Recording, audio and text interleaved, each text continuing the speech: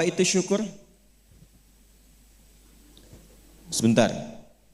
Ibu bersyukur punya rumah? Syukur. Ibu bersyukur punya kendaraan? Bersyukur punya keluarga? Ada suami, ada anak-anak, bersyukur? Baik. Yakin? Bersyukur diberikan pakaian? Yakin? Masa? Nah, sekarang apa itu syukur? Syukur itu pelan-pelan.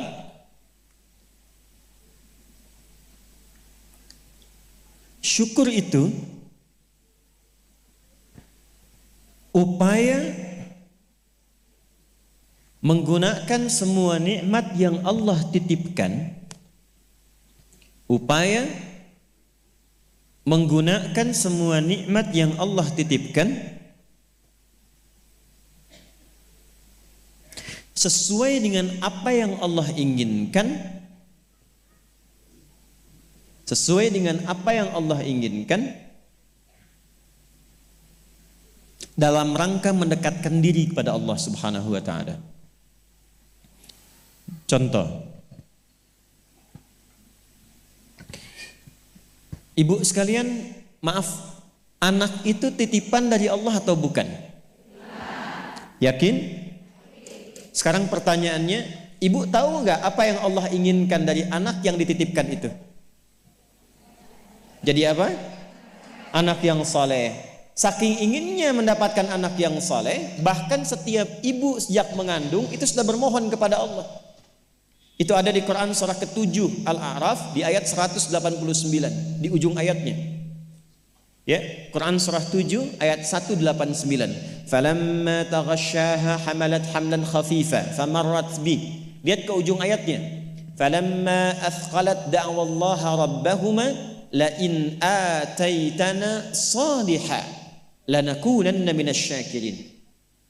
Suami istri itu kalau istrinya tengah mengandung, kemudian menjelang fase-fase kelahiran, sangat berharap dan berdoa mohon pada Allah, semoga anak yang terlahir ini menjadi anak yang soleh. Sepakat bu? Setiap ibu menginginkan anaknya menjadi anak yang soleh. Sepakat?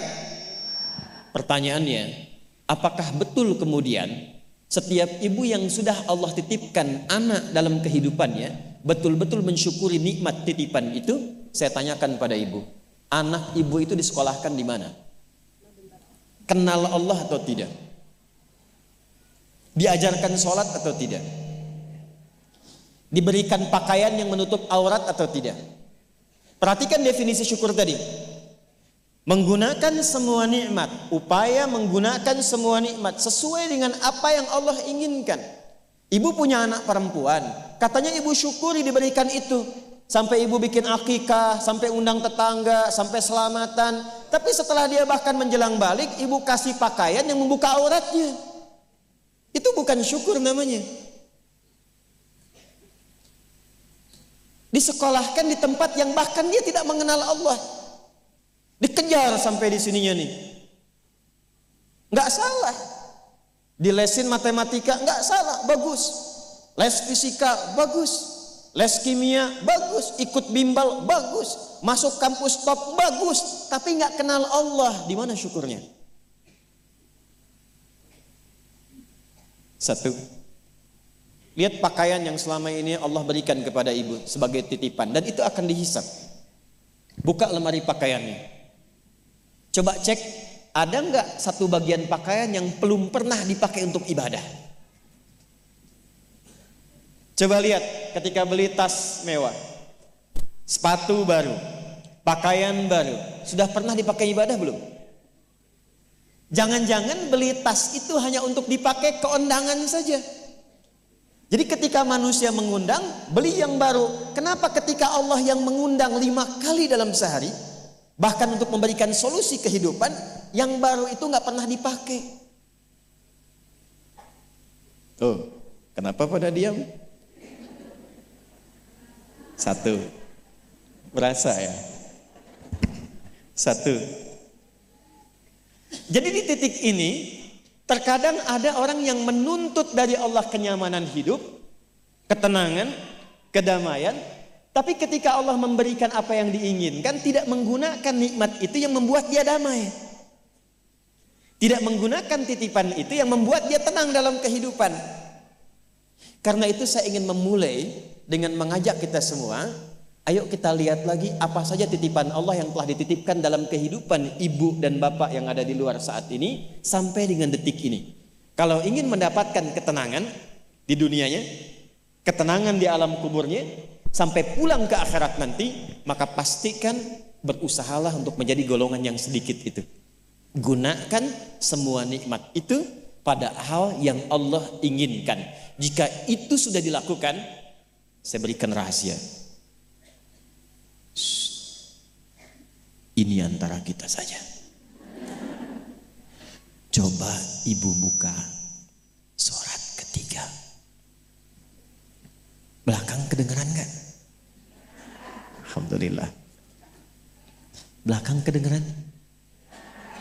Tidak. Kok bisa jawab? Surah 3 ayat 35 sampai 37. Quran surah 3 ayat 35 sampai 37. Sudah? إذ قالت امرأة عمران رب إني نذرت لك ما في بطني محررا فتقبل مني إنك أنت السميع العليم. Perhatikan, ini kisah tentang Hannah. Saya hanya akan ambil kisah ibu saja dalam Quran. Hannah itu istrinya Imran alaihi wassalam. Nanti punya saudari namanya Eliasobat. Orang barat menyebutnya Elizabeth. Betul, Elizabeth itu bahasa sananya untuk Eliasobat itu saudarinya Hannah. Nanti nikahnya Elizabeth dengan Nabi Zakaria. Hannah nikahnya dengan Imran. Ketika Hannah mengandung, sepakat suami istri ini ingin mensyukuri nikmat kandungan itu dengan mengharapkan lahirnya anak yang soleh. Maka apa yang terjadi? Untuk mendapatkan soleh itu maka dibuat persiapan. Ini hukum umum, Bu. Ibu kalau misalnya ingin memasukkan anaknya ke sekolah tertentu, kan disiapkan dulu ya dari awal. Ya, sekolahnya di mana, yang dibutuhkan apa, sebelum masuk udah siap-siap. Biayanya berapa, perlengkapannya apa, disiapkan jauh sebelum masuk. Begitu kan ya? Maka Hannah dan suaminya sudah menyiapkan. Nanti kalau anak ini terlahir, disiapkan tempat khusus supaya dia betul-betul menjadi anak yang soleh. Namanya mihrab. Mihrab itu tempat yang dikhususkan untuk bisa fokus ibadah, bertakarub kepada Allah saja. Nanti harus ada yang merawat. Yang mengajar, yang merawat itu harus orang yang paling soleh dan pintar di zamannya. Yang ketiga, disupport banyak doa. Dua-duanya sudah kompak. Siapapun yang kalau anak ini lahir masih hidup, entah ayah atau ibunya, teruskan cita-cita yang sudah menjadi komitmen ini. Maka ketika kandungan itu terus membesar dan siap menjelang persalinan, Imran meninggal.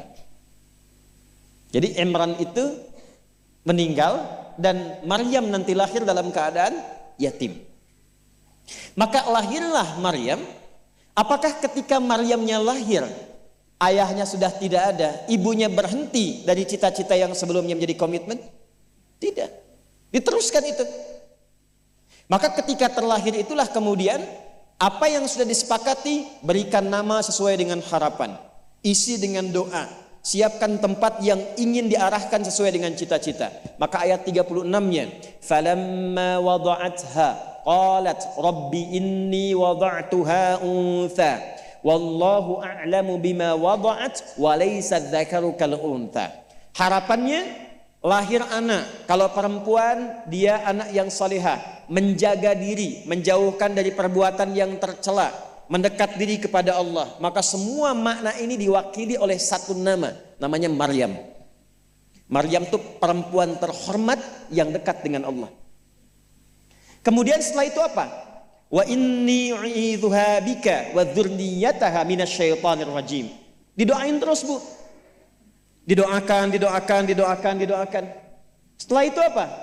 Dipilihkan sesuai amanat dan kesepakatan dengan suami, cari orang paling pintar dan paling soleh. Dulu banyak yang berebut. Singkatnya terpilihlah Nabi Zakaria alaihissalam. Setelah itu apa? Buatkan tempat yang mendukung anak ini menjadi soleh dan dekat dengan Allah. Maka dibuatkan mihrab. Apa yang terjadi?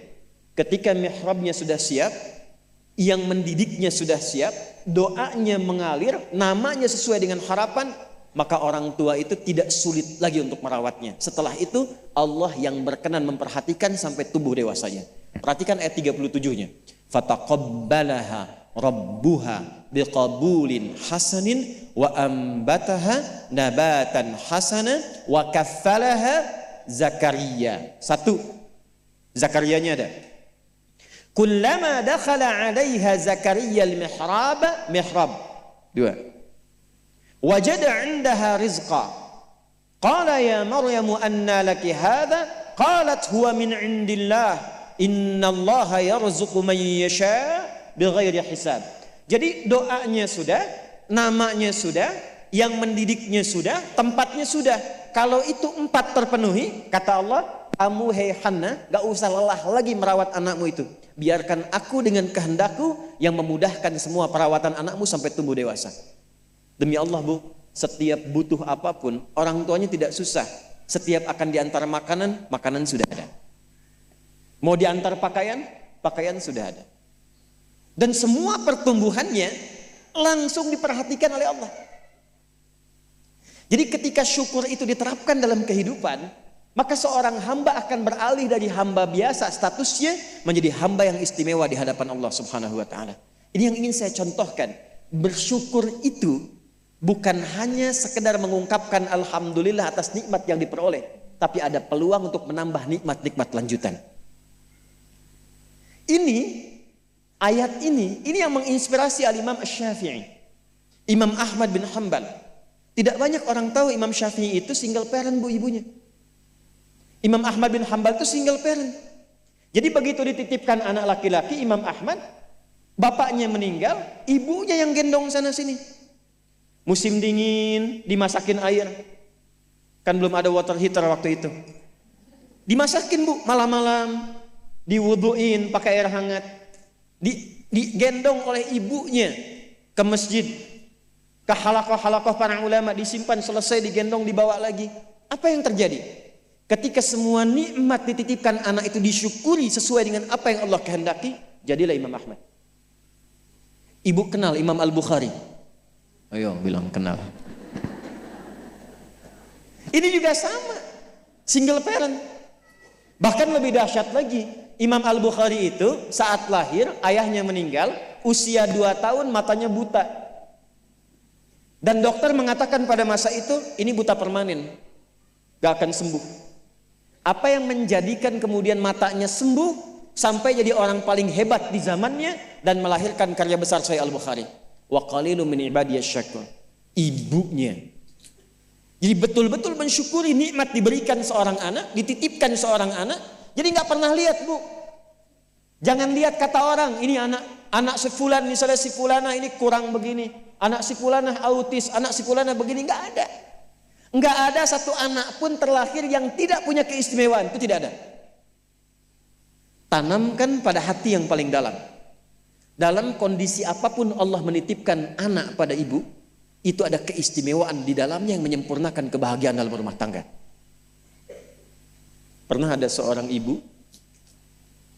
sedih karena begitu terlahir anaknya divonis lumpuh otak, cerebral palsy, lumpuh otak. Saya katakan, belum tentu itu jadi kekurangan. Boleh jadi Allah titipkan satu kelebihan di balik anak itu yang belum terbuka sekarang. Coba bacain Quran terus. Dibacakan Quran, bacain Quran. Begitu anak itu mulai bisa bicara, yang keluar Quran. Begitu dicek oleh seorang ustadz, ternyata anak itu sudah hafal Quran 30 juz. 30 juz. Dan barakah anak itu yang kemudian membawa si ibu jadi keliling-keliling. Haji, umrah, ke satu tempat yang tidak pernah dikunjungi sebelumnya. Bertemu dengan orang hebat yang tidak pernah dibayangkan sebelumnya. Ternyata lewat wasilah anak itu. Disyukur itu membahagiakan. Itulah syukur. Syukur itu dampaknya banyak, Bu. Dia nggak akan tertinggal, dunia dapat, akhirat juga diraih.